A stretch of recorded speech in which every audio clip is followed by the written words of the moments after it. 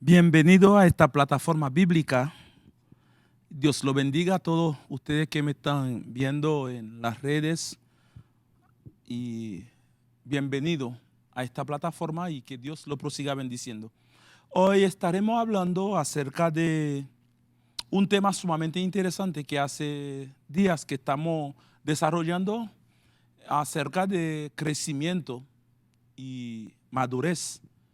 Hoy estaremos viendo los 5 puntos, o sea, las 5 cualidades indispensables o imprescindibles para el crecimiento y madurez. 5 puntos o 5 cualidades indispensables o imprescindibles para el crecimiento y la madurez.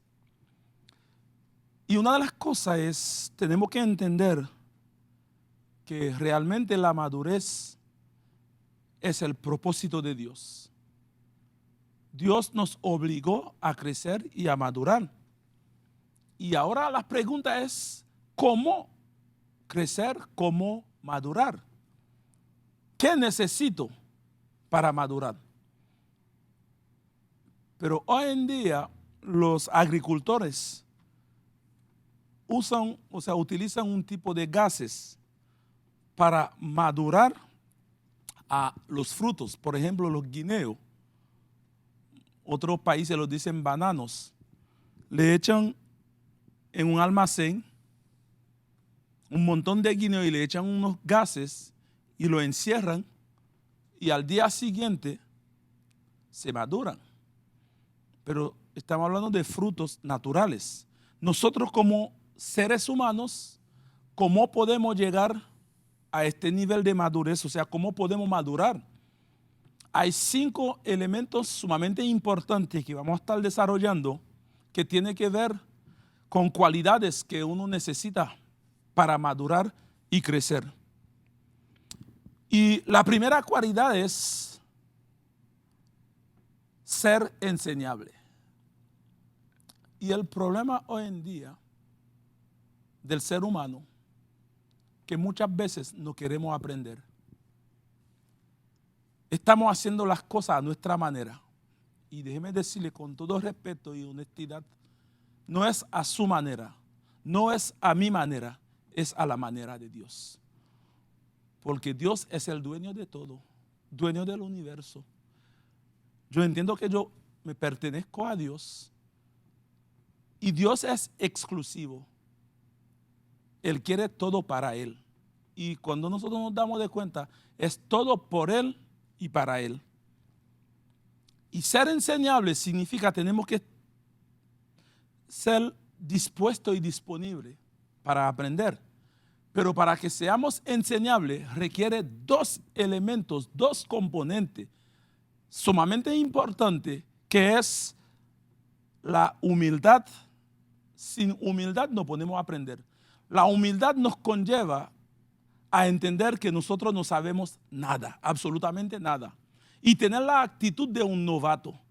Humildad y actitud de novato. Actitud de novato significa que nosotros somos ignorantes en lo que vamos a aprender. Por eso necesitamos aprender. Si tuviéramos conocimiento, no había necesidad de aprender algo nuevo. Entonces, la necesidad que hay para aprender algo nuevo está en reconocer que no sabemos nada y tener la actitud de un novato y ser humilde para recibir.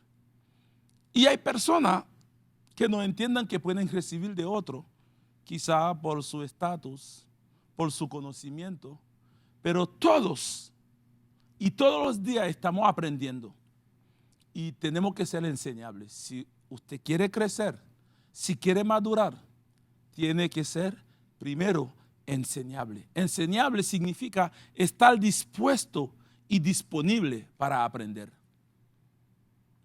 Y la necesidad de aprender es cuando uno llega a la conclusión de que no sabemos nada. Si uno mira la inmensidad de quién es Dios, si uno mira quién realmente es Dios en su naturaleza, en sus atributos, nosotros somos chiquititos delante de Él. De conocimiento no sabemos nada, pero tenemos que tener esa actitud de aprender, actitud de novato, actitud de humildad, para entonces mejorarnos. Y algo interesante que muchas veces el orgullo no nos permita entender esa necesidad de aprender, es como nos tapa los ojos, nos tapan los oídos. El orgullo es algo que nos impide, pero si tenemos esa actitud de novato, de alguien que es nuevo, que no tiene lo que es conocimiento, o sea, que no tiene como una habilidad en esta área, vamos a someternos a la enseñanza y someternos también a cambios. Y elementos, o sea, cualidad número 2 que necesitamos para crecer y madurar es el sacrificio. Tiene que estar dispuesto y disponible a pagar un alto precio. Jesús pagó un precio para entonces cumplir el propósito de Dios, que es salvar a la humanidad, redimir, rescatar, restaurar relaciones. Pues Él pagó un precio. Nosotros también, para que podamos crecer y madurar, llegar a la madurez, tenemos que estar dispuestos al sacrificio. Porque nuestro crecimiento como hijo de Dios engendra la pérdida temporal de algunas cosas. Cuando se habla de sacrificio, si uno quiere crecer, vamos a ver, poner como ejemplo un árbol. El agrónomo, el agricultor, cuando quiere que un árbol pueda crecer más rápido, y entonces empieza a podar algunas ramas de este árbol para que entonces todas las sustancias nutritivas se dirigen realmente hacia la parte que él necesita realmente que crezca. Pues de igual forma, cuando se habla de sacrificio, hay áreas en nuestras vidas que exigen, que reclaman ser podadas, porque si no permitimos, si no aceptamos que hay áreas que el Espíritu Santo, que Jesús a través de la obra del Espíritu Santo, que nos pueda podar, no vamos a poder crecer y echar frutos. Y así que tenemos que aceptar una pérdida temporal de algunas cosas, algunos beneficios, algunas cosas que a nosotros nos gustan. Tenemos que estar dispuestos a perderlo. Pues todo lo que uno quiere realizar en la vida requiere sacrificio. Si quiere, por ejemplo, tener un título en la universidad, requiere un sacrificio. Si quiere tener, por ejemplo, lograr algo en la vida, requiere sacrificio. Si quiere, por ejemplo, juntar dinero para comprar algo que uno realmente necesita, eso requiere un sacrificio. De igual forma, para crecer y madurar en el Señor, requiere sacrificio. Y el tercer cualidad que uno necesita para crecer y madurar es la seguridad. Cuando se habla de seguridad, yo quiero enfatizar un poquito acerca del llamado. Cuando Dios llama, Él respalda. Pero muchas veces el enemigo ha sembrado un nivel de inseguridad, hasta crea celo ministerial, hasta crea contienda, hasta crea problemas porque somos inseguros.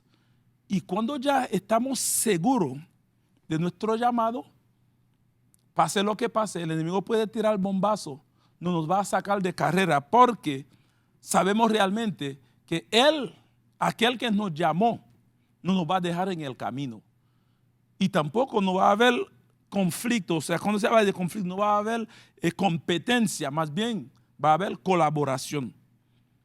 Cuando se trata de las cosas de Dios, honestamente, vamos a sentir libertad para cooperar, no para competir, porque no se trata de competencia, se trata de colaboración. La seguridad es saber quién nos ha llamado, quién nos ha puesto y quién está con nosotros. Y ahí, pase lo que pase, uno va siempre a mantenerse firme, uno siempre va a mantenerse en el camino sin desviar ni a la derecha ni a la izquierda, porque tenemos esa seguridad. Cuando ya, por ejemplo, tenemos una casa bien construida, que el arquitecto, el ingeniero, los albañiles, el contratista, respetan todas las normas, usted puede sentir un terremoto hasta de 8.5, hasta de 9 en la escala de Richter. Tú te quedas acostado sin tener que salir corriendo, porque tienes la seguridad de que la casa donde tú estás está bien hecha. Así pasa también cuando sabemos dónde estamos parados en Jesús, dónde estamos parados en Dios. Pase lo que pase, vamos a permanecernos firmes, porque Él que está con nosotros nunca nos va a abandonar, nunca nos va a dejar en el camino y tampoco nunca nos va a dejar en vergüenza. Así que la seguridad es algo que uno necesita para seguir hacia adelante. Es algo realmente que uno necesita para proseguir la meta, porque realmente la seguridad es lo que nos mantiene enfocado. Si es inseguro, entonces uno va a tener una mente turbada y hoy puede pensar algo, mañana y haciendo otro, porque hay inseguridad. Pero cuando hay seguridad, eso nos mantiene firme, enfocándonos, porque yo siempre utilizo 3 palabras: firme, fiel y adelante. Eso que hace la seguridad. La seguridad nos mantiene firme, nos mantiene fiel, nos guarda la fidelidad y nos mantiene como caminando hacia adelante. Así que la seguridad es importantísimo, hermano. ¿Por qué es importantísima la seguridad? Porque eso nos mantiene enfocados, con los ojos puestos en Jesús, como dice en la palabra, los ojos puestos en Jesús, que es autor y consumador de nuestra fe.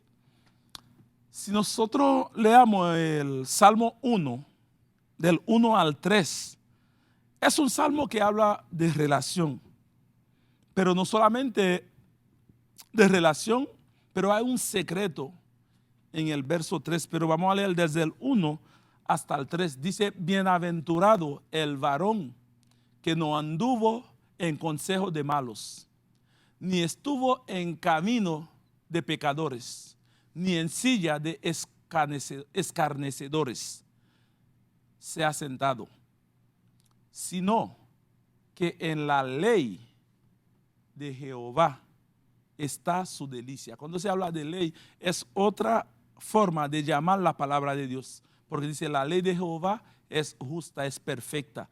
Sino en la ley de Jehová está su delicia, y en su ley, o sea, en su palabra, medita de día y de noche. Verso 3. Será como árbol plantado junto a corrientes de aguas, que da su fruto en su tiempo, y su hoja no cae, y todo lo que hace prosperará. ¡Qué bendición! Cuando habla de su fruto, el propósito de Dios es llevarlo a la madurez para que demos muchos frutos. Y para dar frutos, para crecer, para madurar, tenemos que tener también el cuarto punto: oídos sensibles para escuchar. Y mi pregunta a esta hora: ¿qué estamos escuchando? Hoy en día hay tantas voces, hay tantas cosas que uno puede escuchar, y hay muchas de ellas que nos pueden sacar de carrera, que nos pueden turbar, que nos pueden entonces contaminar. Escuchar es importante. Lo más importante es qué estamos escuchando. Y déjeme decirle, lo más importante en estos últimos momentos que un hijo de Dios, cualquiera debe escuchar, es la voz de Dios. Eso me hace reflexionar sobre la situación que estuvo pasando Job, en su condición, en su situación, en su prueba, en su adversidad. Había muchas voces hablando. Las voces de sus amigos, las voces de su familia. Había muchos comentarios y algunos de ellos muy raros. Y quizás en las situaciones que estás pasando, en la adversidad ahora mismo que estás viviendo, hay muchas voces hablando, aconsejando, hablando cosas que no es. Pero déjeme decirle, cuando uno aprende a escuchar la voz de Dios, puede estar en medio de una tormenta y teniendo paz. Y cuando Job, todas esas voces hablaron, pero en medio de todas esas voces, él decidió, él propuso escuchar la voz de Dios. Y al final concluyó de que antes yo había escuchado hablar de Dios, pero ¿sabes qué?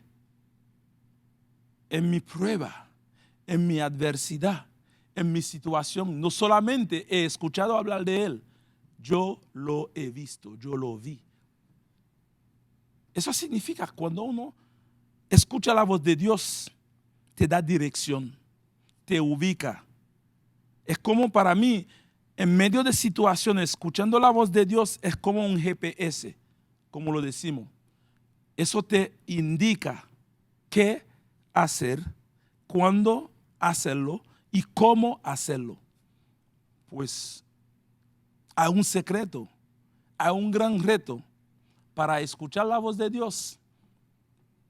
No basta simplemente venir a la iglesia, no basta simplemente ser parte de una congregación.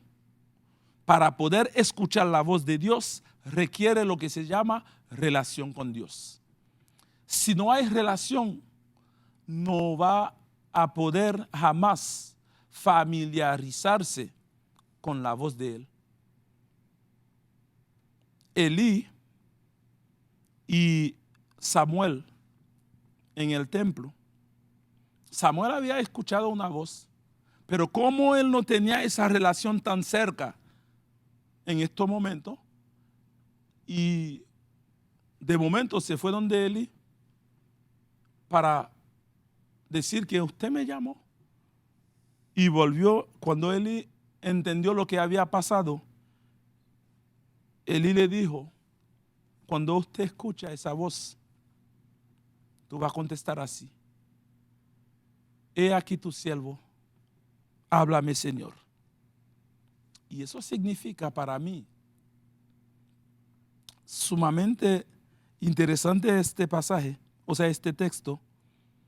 Y cuando nosotros nos acostumbramos a relacionarnos con Dios, no podemos discernir ni identificar su voz cuando Él habla. Imagínense, uno solito es difícil identificar la voz de Dios en medio de adversidad. Imagínense en medio de turbación, de muchas voces hablando.